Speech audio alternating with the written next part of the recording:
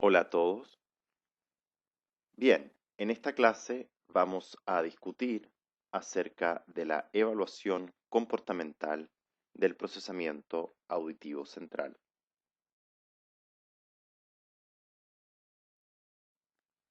La agenda para esta clase es la siguiente. Vamos a comenzar con la definición de procesamiento auditivo central sugerida por la Haya. Luego vamos a nombrar los distintos procesos auditivos que se relacionan con el procesamiento de la información auditiva y que son, por tanto, los procesos auditivos que nosotros debiéramos evaluar. Y luego vamos a estar hablando de cada uno de estos procesos auditivos, dando ejemplos de algunas de las pruebas que podríamos utilizar para evaluarlos. Bien, pasamos ahora a la definición que nos entrega la Haya en el año 2005 acerca del procesamiento auditivo, y ellos mencionan que se refiere a la eficiencia y eficacia por la cual el sistema nervioso central utiliza la información auditiva. El procesamiento auditivo incluye mecanismos auditivos que subyacen a las siguientes habilidades. Y acá tenemos una lista de 6 habilidades, ¿verdad?, que estarían relacionadas con el procesamiento auditivo central, siendo la primera de ellas la localización y lateralización de sonidos. Luego tendríamos la discriminación auditiva y luego el reconocimiento de patrones auditivos. Básicamente, bueno, localización y lateralización de sonidos implican ambos fenómenos, ¿verdad? Incluyen los mismos procesos neurofisiológicos y debemos diferenciar localización como la ubicación de la fuente sonora en el espacio, ¿verdad? En el campo libre, mientras que la lateralización es la ubicación de la fuente sonora, por decirlo así, pero en el cráneo, ¿sí? Eso es cuando utilizamos auriculares o fonos, ¿sí? Es una tarea, por tanto, básicamente de laboratorio. Ahora, la discriminación auditiva, bueno, eso me parece que está claro, discriminar sonidos en base a distintos aspectos físicos como la duración, la frecuencia, la intensidad, y el reconocimiento de patrones auditivos básicamente se refiere, ¿verdad?, a reconocer cambios en los estímulos en el tiempo, es decir, implicaría de alguna forma como un reconocimiento también del contorno auditivo, ¿sí? Es decir, si presentamos secuencias de estímulos auditivos, estos estímulos se diferencian por una serie de parámetros, pero esta diferencia va ocurriendo en el tiempo, ¿sí? El estímulo 1 versus el 2 y el 2 versus el 3 van a diferir en términos a lo mejor de su duración, de su frecuencia, de su intensidad y están a su vez también ordenados de una forma específica, ¿sí? Entonces, como mencionaba anteriormente, el reconocimiento de un patrón auditivo de alguna forma también incluye el reconocimiento de un contorno auditivo. Y continuamos entonces con el punto número 4, que serían los aspectos temporales de la audición, incluyendo la integración temporal, la discriminación o resolución temporal, ordenamiento o secuenciación temporal y el enmascaramiento temporal. Luego en el número 5 tendríamos el rendimiento auditivo en presencia de señales acústicas competitivas. Esto quiere decir cuando existe la presencia de múltiples hablantes, tenemos una persona, ¿verdad?, a quien queremos prestar atención lo que está diciendo y en la presencia de otras personas que también están hablando, y eso serían entonces las señales acústicas competitivas. En general, las señales acústicas competitivas son enmascarantes, ¿verdad? Principalmente de información. Y finalmente tendríamos el rendimiento auditivo en presencia de señales acústicas degradadas. Esto es verdad cuando la señal acústica, la señal del habla, por ejemplo, de alguna forma ha sido degradada. Por ejemplo, personas que hablan muy rápido, cuando hablamos a través de móvil, donde a lo mejor no existe una buena señal, ahí tendríamos una degradación del espectro frecuencial, ¿verdad?, de la voz. Escuchar a través de altoparlantes, en la televisión, radio, etcétera. Bien, y lo que tenemos ahora acá son los procesos auditivos relacionados con el procesamiento de la información auditiva. Es decir, de alguna forma, las habilidades que hemos revisado anteriormente, las habilidades propuestas por la Haya, ¿verdad?, que son las que se relacionan con el procesamiento auditivo central. Ahora, en un modelo basado en procesos auditivos, lo que hacemos de alguna forma es tomar estas habilidades que hemos revisado anteriormente y, y tenerlas ahora como procesos auditivos, ¿sí? Tenemos autores como por ejemplo Frank Musiek, Terry Bellis, quienes más que hablar de habilidades auditivas, como las propuestas por la Haya, van a hablar de procesos auditivos, ¿sí? De funciones de alguna forma auditiva o aspectos relacionados al sistema auditivo central, ¿verdad? ¿Y cuáles serían estos procesos auditivos? Comenzamos por el primer proceso que está ahí a nivel superior, que es el procesamiento temporal. Esto de alguna forma es muy similar a lo que discutíamos en la diapositiva anterior en relación a la Haya, quienes también mencionan procesamiento temporal como un aspecto, ¿verdad?, relacionado al procesamiento de la información auditiva. Seguimos entonces y podemos ver acá en la figura que más abajo de procesamiento temporal tenemos la integración vía oral y la separación vía oral. Básicamente la integración vía oral significa integrar la información, ¿verdad?, que ha sido recibida por ambos oídos, ¿sí? Hemos recibido una información por un oído, hemos recibido otra información por el otro oído, y la idea del proceso de integración vía oral es justamente de juntar esta información. Luego la separación vía oral, básicamente, la persona separa la información recibida en un oído versus el otro oído. Es decir, la persona debe concentrarse, debe focalizarse en la información que está recibiendo en un oído y omitir la información, ¿verdad?, que está siendo recibida en el oído contralateral. Ahora, tanto la integración vía oral como la separación vía oral se relacionan a la discriminación de habla, por ejemplo, en presencia de señales acústicas competitivas, cuando justamente tenemos este escenario en donde se entrega una información verbal por un oído y se entrega otra información verbal por el oído contralateral, ¿sí? Es decir, la señal competitiva básicamente se relaciona a que el oído contralateral está recibiendo el mensaje competitivo y eso sería verdad en el caso de la separación vía oral, mientras que en la integración vía oral se están entregando dos mensajes distintos, uno a cada oído, y el sujeto entonces debe procesar la información recibida en ambos oídos. Tanto la separación vía oral como la integración vía oral se relacionan con lo que conocemos como escucha dicótica, ¿sí? Entonces tenemos pruebas de escucha dicótica que justamente son las pruebas que evalúan la integración y la separación vía oral. Bien, continuamos entonces con los procesos auditivos y tenemos más abajo la interacción vía oral, la cual se relaciona con el complejo ligar superior, ya que es la primera estructura en el sistema auditivo que recibe la información de ambos oídos, ¿sí? Una información vía oral. La interacción vía oral, básicamente, como el nombre lo indica, implica una interacción de la información que ha sido recibida en un oído versus la información que ha sido recibida en el oído contralateral. De ahí que vamos a tener que la interacción vía oral se relaciona con determinadas funciones auditivas, como sería, por ejemplo, la localización de sonidos. Y continuamos entonces con, con los dos últimos, procesos auditivos, y estos serían el cierre auditivo y la segregación de sonidos.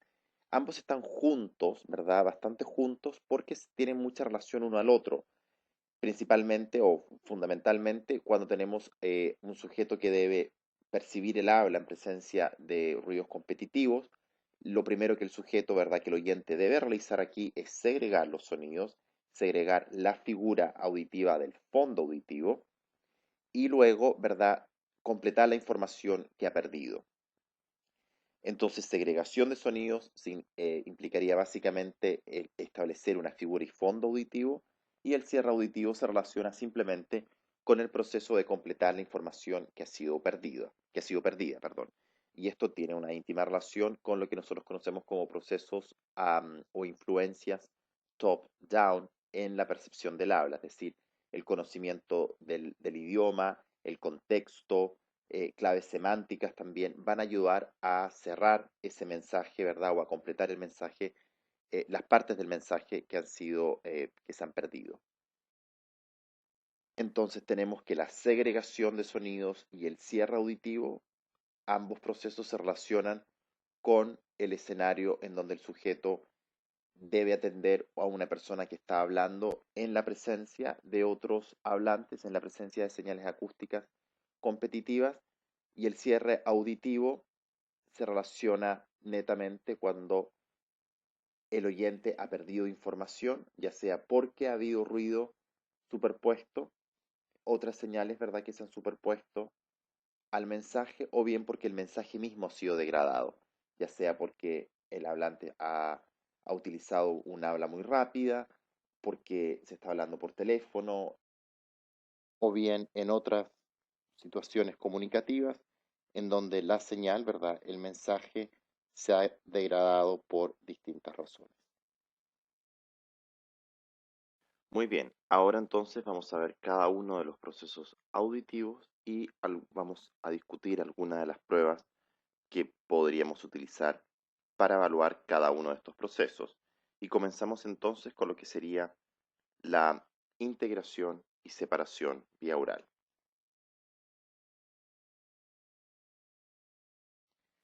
La separación e integración vía oral básicamente se evalúan a través de la utilización de pruebas dicóticas. Y para ello necesitamos entonces conocer cuál sería este modelo de escucha dicótica.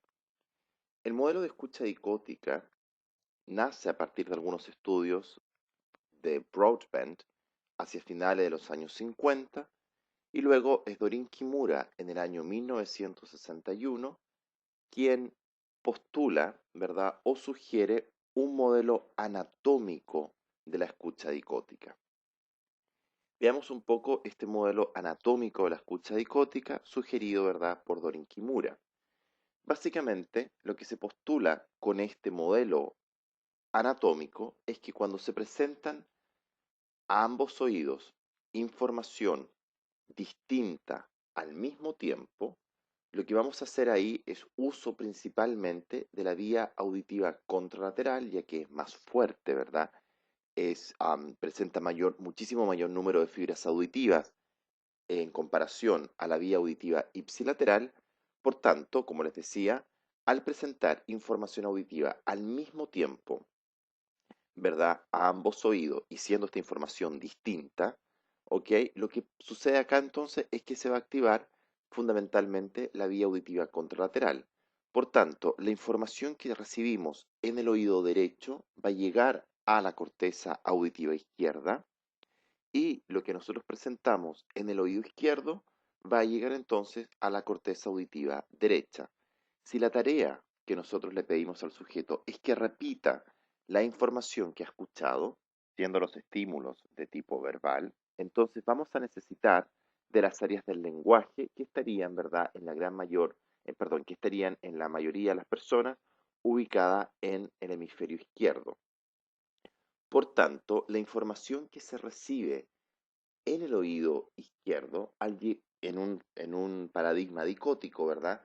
Esta información va a llegar a la corteza auditiva derecha y luego debiera, a través del cuerpo calloso, principalmente las fibras posteriores del cuerpo calloso, ¿verdad? Esta información debiera viajar, como les comentaba, a través de las fibras del cuerpo calloso, debiera viajar hacia las áreas del lenguaje ubicadas en el hemisferio izquierdo, para que el sujeto, ¿verdad?, pueda finalmente repetir esta información que ha escuchado.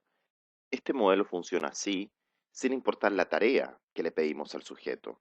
Es decir, si nosotros le pedimos al sujeto que repita la información tanto del oído derecho como del oído izquierdo, eso quiere decir que es una tarea de integración vía oral relacionada, ¿verdad?, con la atención dividida. Hay más información acerca de esto en los apuntes que ustedes tienen. En ese tipo de tarea, ¿verdad?, este modelo estaría trabajando de esta forma, y en la tarea que sería de separación vía oral, es decir, le pedimos a la persona que solo repita la información que ha sido presentada, ya sea en el oído derecho o en el oído izquierdo, este modelo también se aplica, ¿sí? Ahora, lo importante entonces en este modelo, como mencionábamos, es que la información que se presenta en el oído izquierdo debe viajar por más tiempo, ya que llega inicialmente a la corteza auditiva derecha y luego debe, a través de las fibras del cuerpo calloso, a través de las fibras posteriores del cuerpo calloso, debe entonces llegar a la corteza izquierda y finalmente a las áreas del lenguaje. Por tanto, el trayecto que realiza es más largo. De ahí que en general lo que se va a observar en las pruebas de escucha dicótica es la ventaja del oído derecho o desventaja del oído izquierdo, que básicamente significa que el sujeto presenta un mejor rendimiento en la repetición del material verbal que ha sido presentado en el oído derecho. Entonces, fundamentalmente, lo que nosotros vamos a evaluar, ¿verdad?, con las pruebas de escucha dicótica es precisamente tareas de integración vía oral, donde le solicitamos a la persona que repita toda la información que ha sido presentada tanto en el oído derecho como en el oído izquierdo, y también podemos evaluar el proceso auditivo de separación vía oral, es decir, con este mismo tipo de paradigma, ¿verdad?, le solicitamos a la persona que repita la información solo la información que ha sido presentada en solo un oído, ya sea el derecho o el izquierdo.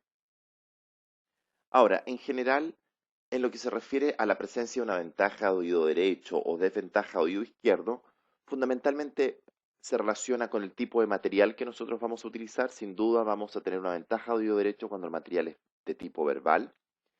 Y esta presencia o el grado, ¿verdad?, la magnitud de esta ventaja de oído derecho, es decir, qué tanto el oído derecho rinde mejor que el oído izquierdo en términos de porcentaje, por ejemplo, de repetición correcta de los estímulos, depende también muchísimo del grado de complejidad de la tarea. Por ejemplo, si nosotros tenemos una prueba en que el sujeto debe repetir solamente dos estímulos, uno presentado al oído derecho, otro presentado al oído izquierdo, son solamente dos estímulos, no es una tarea, por decirlo así, difícil, y en general no vamos a observar ahí una ventaja de oído derecho en sujetos auditivamente normales.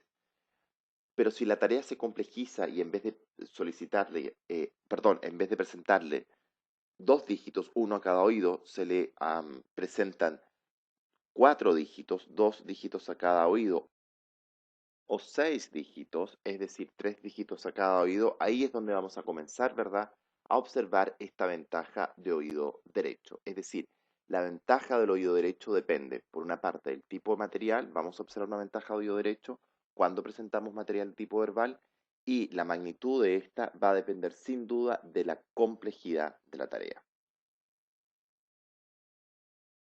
Veamos ahora un ejemplo de prueba dicótica para la evaluación tanto de la integración como de la separación vía oral, y esta prueba es la llamada prueba de dígitos dicóticos.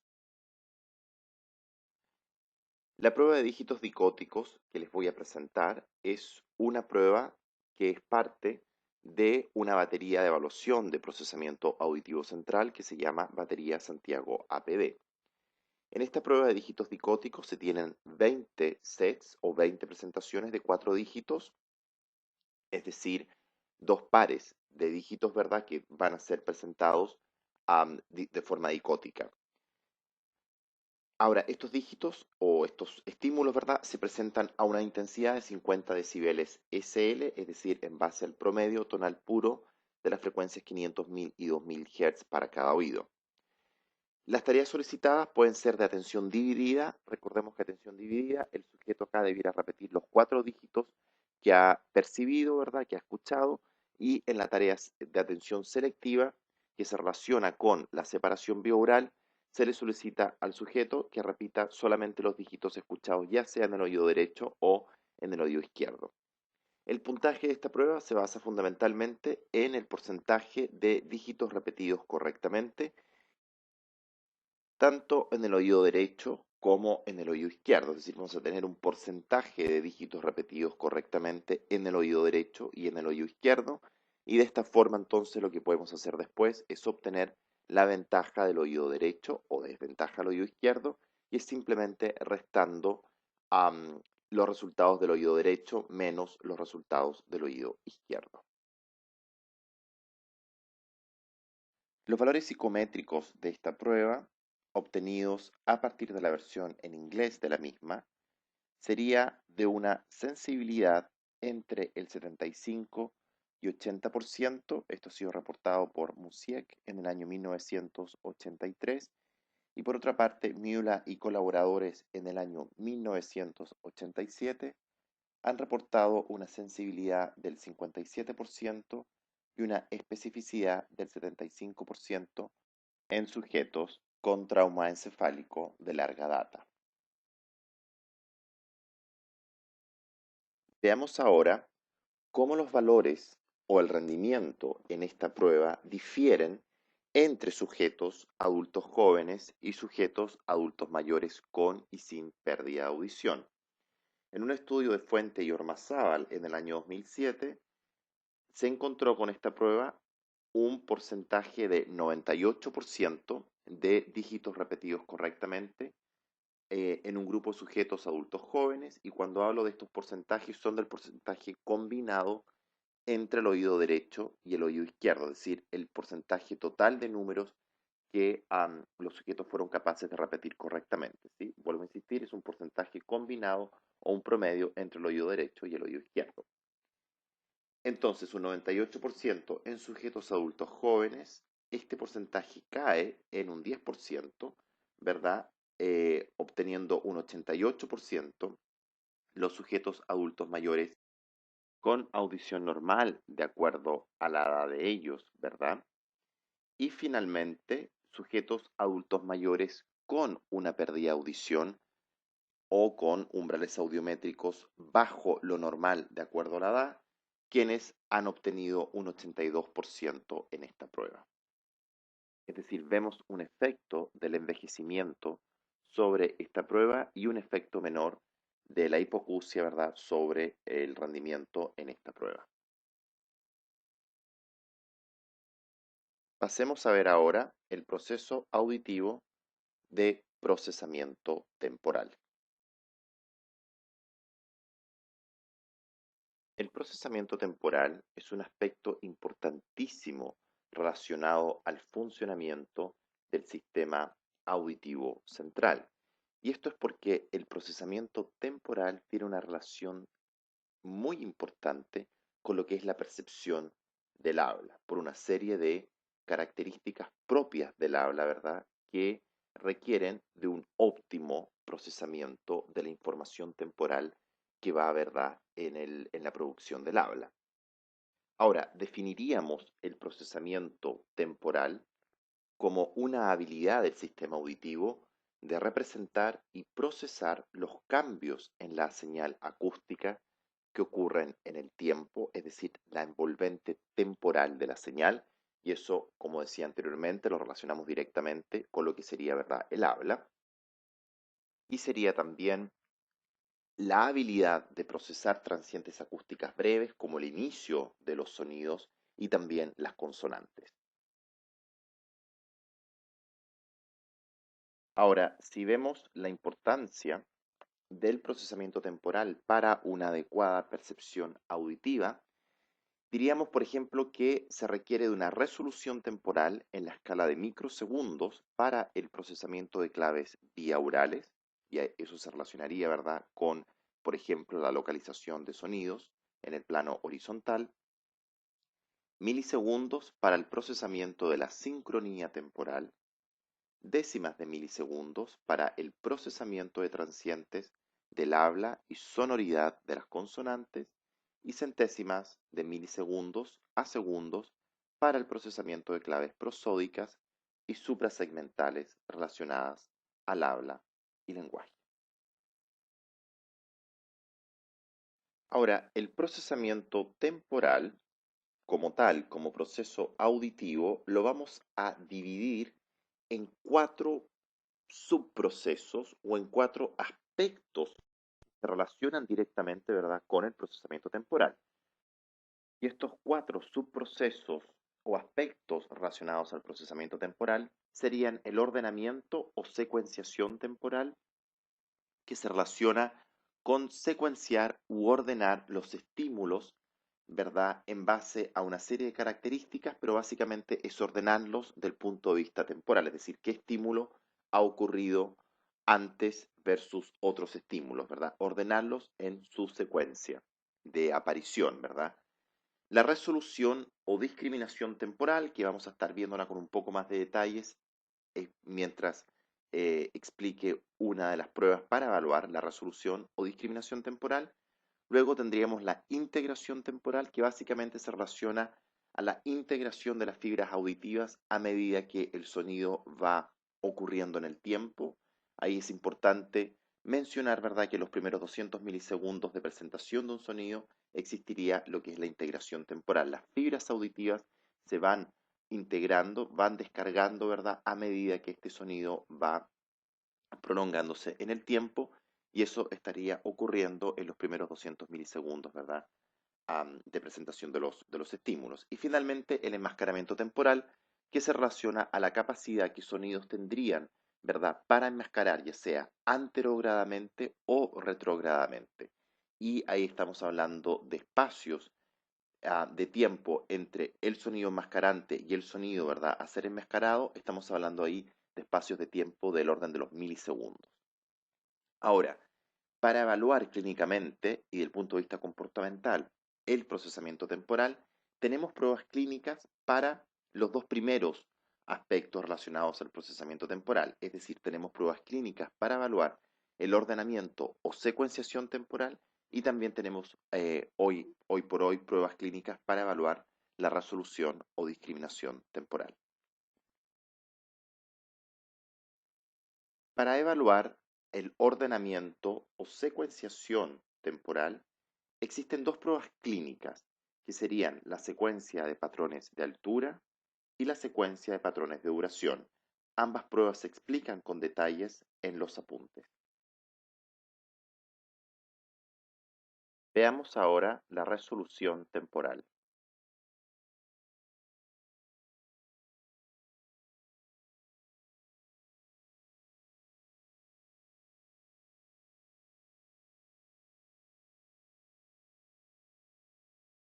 Para evaluar la resolución temporal, la prueba que vamos a ver ahora es la llamada Gaps in Noise, que tendría una traducción al español como de espacios de silencio en ruido.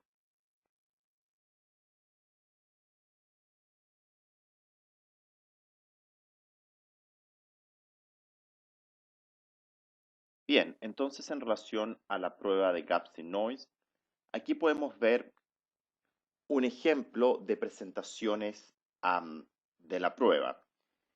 En el panel superior, en el panel A, lo que podemos ver acá es el segmento de ruido, que es en el fondo el estímulo de esta prueba. Tenemos un segmento entonces de ruido que tiene una duración de 6 segundos.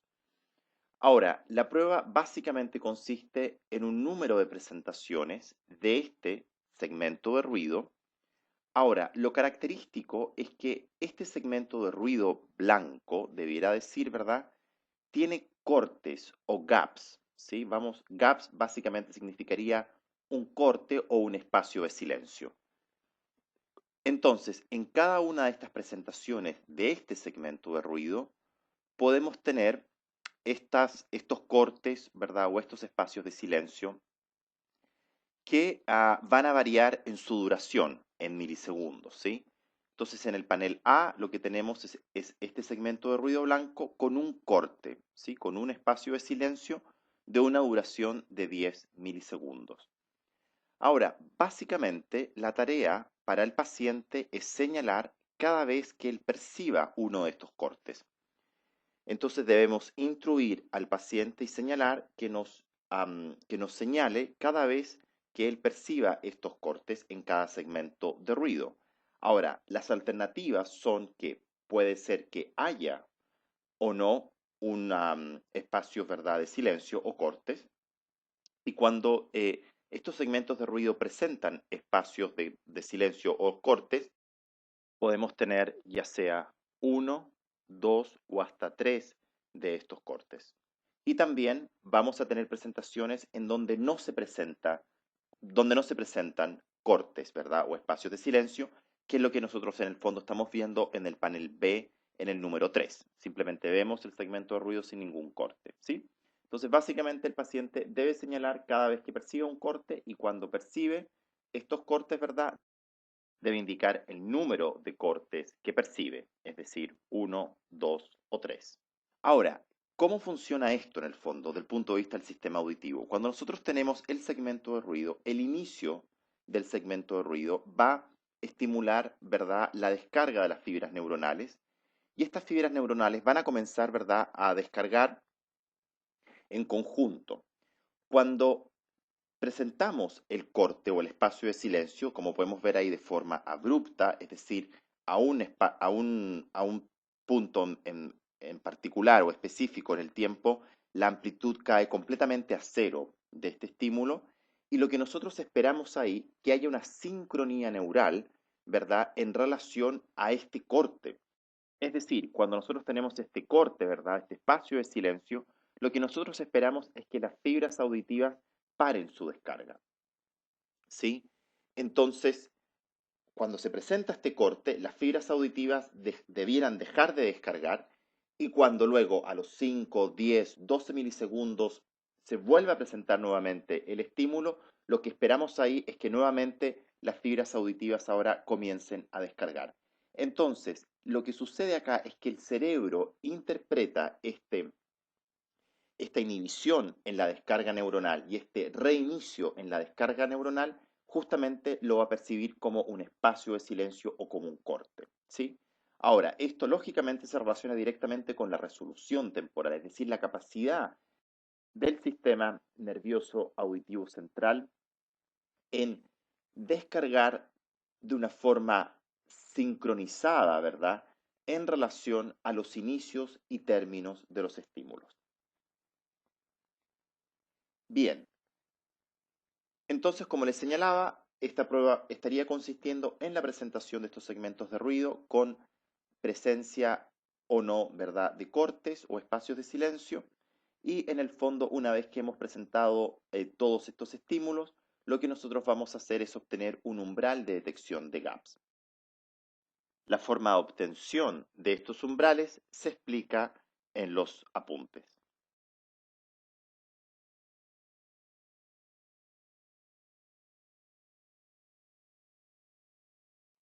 Lo que tenemos ahora en esta diapositiva es básicamente la sensibilidad de esta prueba para detectar personas con lesión del sistema nervioso central. Y aquí lo que vemos son dos grupos de sujetos. Las barras negras representan el grupo de sujetos control, es decir, sin hipoacusia, sin lesión del sistema nervioso central, y las barras blancas representarían el grupo de sujetos con lesión neurológica, ¿verdad?, del sistema nervioso central.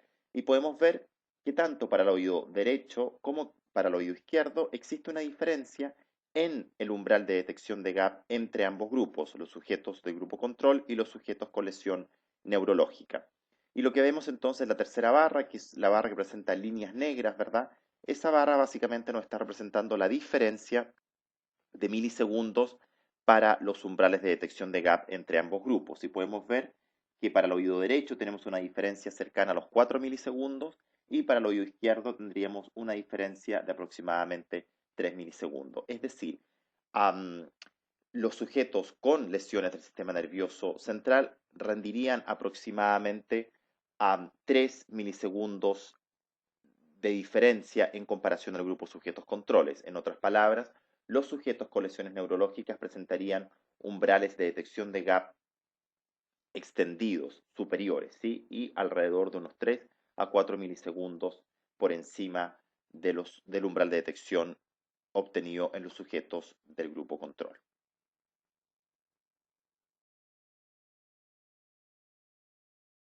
Bien, veamos ahora el proceso auditivo de interacción vía oral.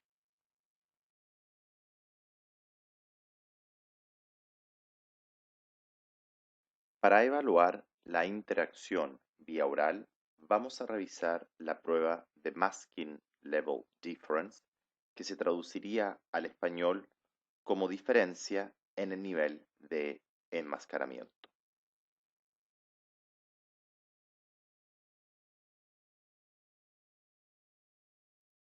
La prueba de Masking Level Difference consiste en secuencia de tonos bars de 500 Hz en la presencia de ruido blanco de fondo.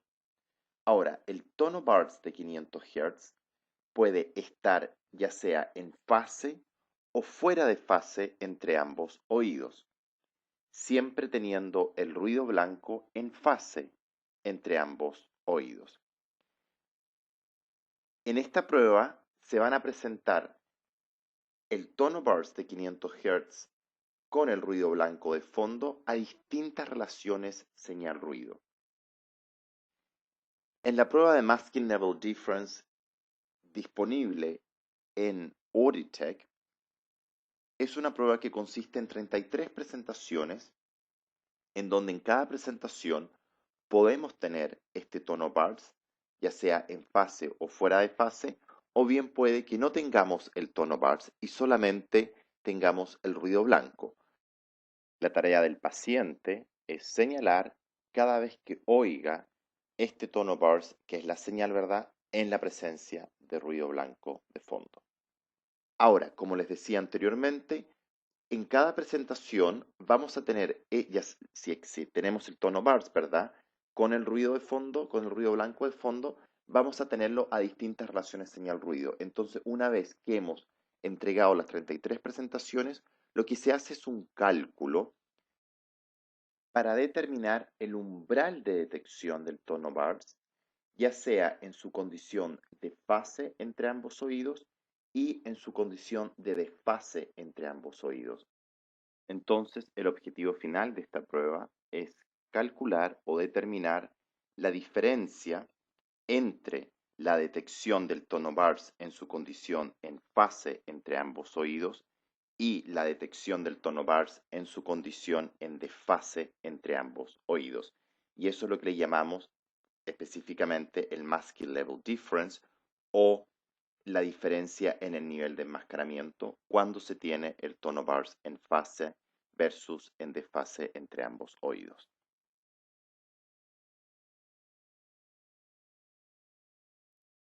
Bien, lo que tenemos ahora en esta diapositiva es básicamente una ejemplificación de lo que sería la prueba de Masking Level Difference.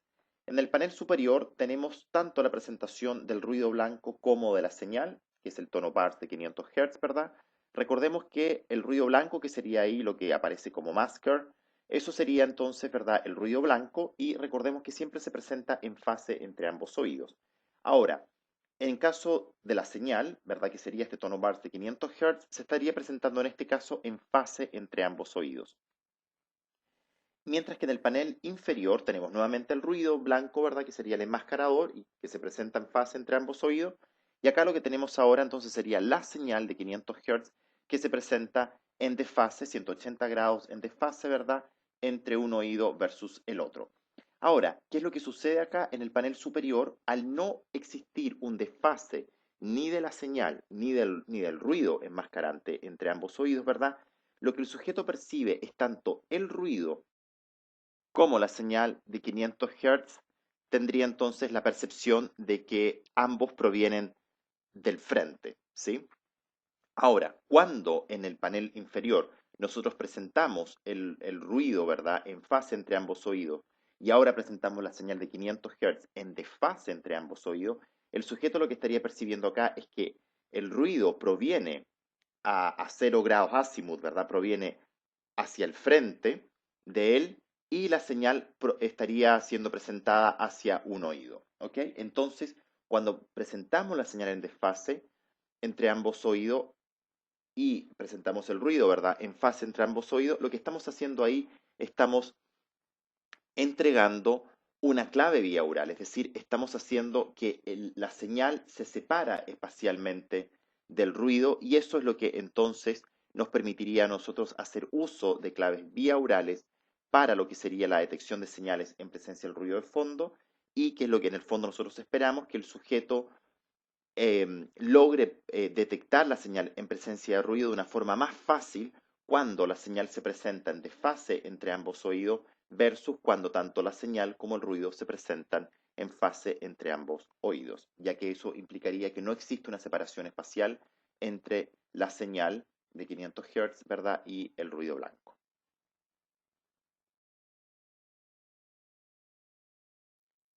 Bien, ahora la prueba de Masking Level Difference tendría una sensibilidad y especificidad del 100% para sujetos con lesiones pontomedulares, de acuerdo a un estudio de Lin y colaboradores en el año 1981.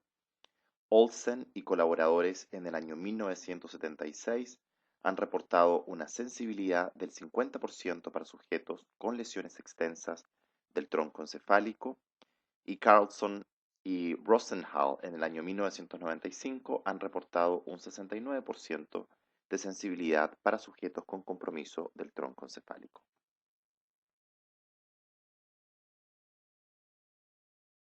Pasemos ahora a lo que serían los procesos auditivos de cierre auditivo y a figurifondo auditivo o segregación de sonidos.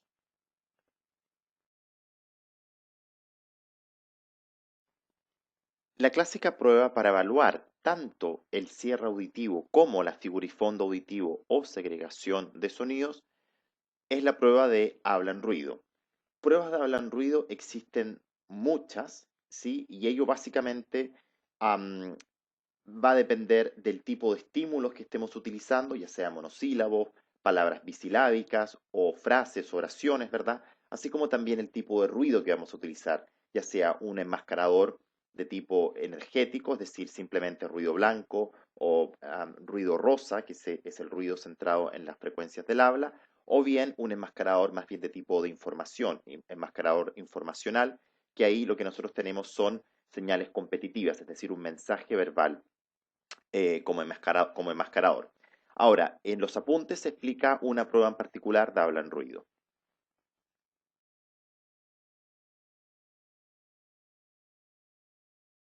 Bien, ahora en general, la discriminación de habla en presencia de ruido de fondo es una situación de escucha bastante normal, bastante cotidiana ¿verdad? En la vida diaria, y es porque cuando nosotros debemos estar, básicamente cuando nosotros estamos en situaciones comunicativas, ¿verdad?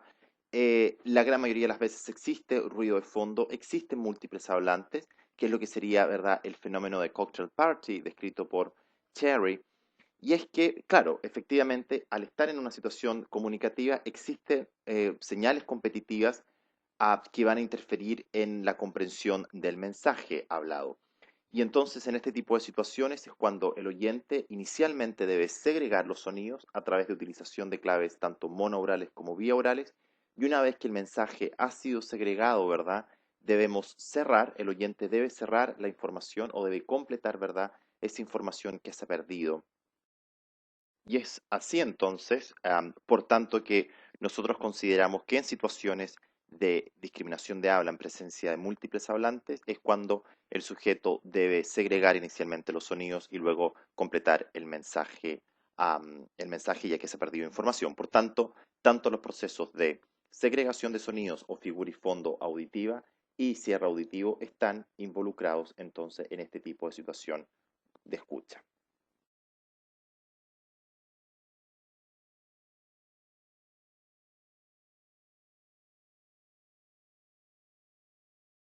Bien, pasamos ahora a ver la prueba de habla filtrada, que es una prueba que fundamentalmente evalúa el proceso auditivo de cierre auditivo. A diferencia de la prueba o de las pruebas, debiera decir, de habla en el ruido, que evalúan tanto la segregación de sonidos como el cierre auditivo, la prueba de habla filtrada evalúa principalmente el cierre auditivo.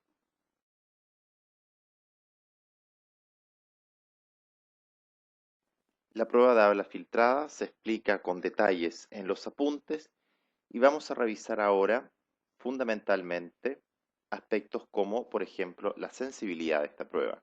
Y se ha reportado, de acuerdo a Musiek en el año 1997, que la prueba de habla filtrada presenta una sensibilidad del 60% en sujetos con lesiones del sistema nervioso auditivo central. Lin y Gilroy en el año 1977 han reportado una sensibilidad y especificidad del 74% en sujetos con lesiones del lóbulo temporal y sujetos con lesiones del lóbulo parietal, mientras que Carlson y Rosenthal en el año 1995 reportaron valores de sensibilidad de 62% para sujetos con lesiones de tronco, 49% para sujetos con lesiones vasculares del tronco y 62% para sujetos con lesiones del lóbulo temporal.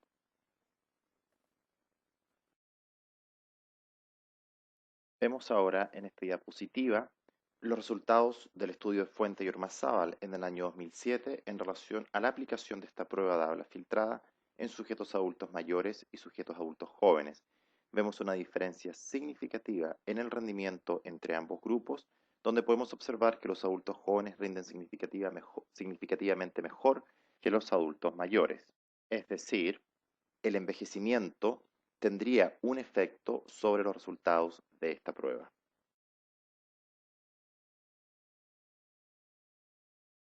Continuando con el estudio de Fuente y Ormazábal, vemos ahora acá en esta diapositiva la comparación de tres grupos, fundamentalmente un grupo de adultos jóvenes y dos grupos de adultos mayores, siendo el primero de sujetos adultos mayores con audición normal de acuerdo a su edad y el tercer grupo sujetos adultos mayores con umbrales audiométricos anormales de acuerdo a su edad. Y aquí vemos no solamente un efecto del envejecimiento sobre los resultados de esta prueba, si comparamos los resultados de los sujetos adultos jóvenes con los adultos mayores, también observamos un efecto de la hipoacusia o pérdida de audición sobre los resultados de esta prueba, donde podemos observar que los sujetos adultos mayores con hipoacusia o con una pérdida de audición, ¿verdad? Umbrales audiométricos descendidos de acuerdo a su edad, rinden peor que los sujetos adultos mayores con un nivel de audición normal de acuerdo a su edad. Bien, con esto entonces damos por finalizada esta clase donde hemos revisado los distintos procesos auditivos que se relacionan al procesamiento de la información auditiva y hemos visto distintos procedimientos clínicos comportamentales que pueden ser utilizados para evaluar los distintos procesos auditivos.